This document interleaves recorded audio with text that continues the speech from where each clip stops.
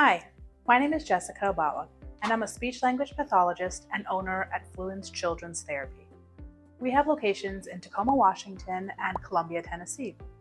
Our clinic provides speech therapy for kids ages 18 months to 18 years, and we specialize in areas such as apraxia, articulation or speech sound disorders, language delays for our young kids, as well as kids on the autism spectrum.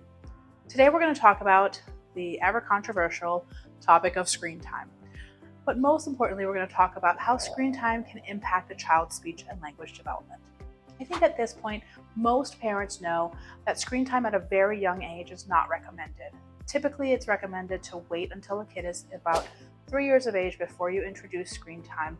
And even then, between the ages of 3 and 5 years old, you really want to limit the amount of screen time that a child has. All of that being said, we are not here to shame anybody, and we understand that sometimes screen time is used by families in order to get things done. For instance, on a long road trip, maybe you need it to be able to cook dinner and keep your kids occupied. We're not here to shame anybody, but we're here to provide just some information on how you could make that screen time, if it is something you choose to do with your children, a little bit more engaging in order to possibly enhance some speech and language development. The real big thing with screen time is that it's such a passive activity.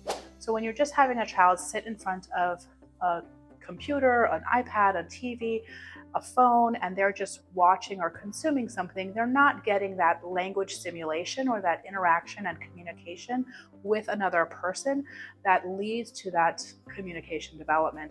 And really in that ages under 5 years old is really that prime time where kids are soaking up everything like a sponge, and we really want to get those neurons firing and be able to encourage and enhance their language development. So one thing that you can do when it comes to screen time, if you choose to use it with your child, is there are more interactive type shows that you could possibly look into, where when it comes to them pausing to wait for the child to repeat something, where they're using some movements that the kids are supposed to imitate, they're asking questions of the kids. So it's somewhat like an interaction with a character in the TV show or cartoon, and they're expecting the child to respond. That is one way that you could look into a little bit more interactive.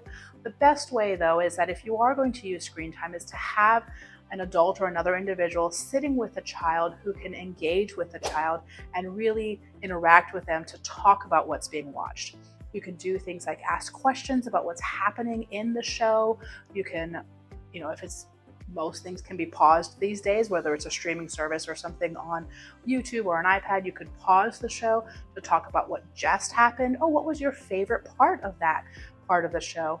If a kid is even younger, you could talk about colors or just naming things in the show. Again, now they're not just passively consuming something, they have another individual with them talking about the show, and that gives them an opportunity to still enjoy the show but also get that communication and language enhancement. You could also, if it's one of those interactive shows where they're doing a dance or a song and there's some movement that's supposed to be imitated, you as the parent or caregiver can stand up and show the child and make sure that they're actually doing it and not just sitting back passively and watching it. But those are all things that you can do if you choose to use screen time that can help with your child's speech and language development, so that it's not just a passive activity that your child is engaged in. And if you're finding that your child is struggling with using words or understanding language or even pronouncing sounds correctly, we would be happy to see if we could help. So don't hesitate to give us a call. Thanks.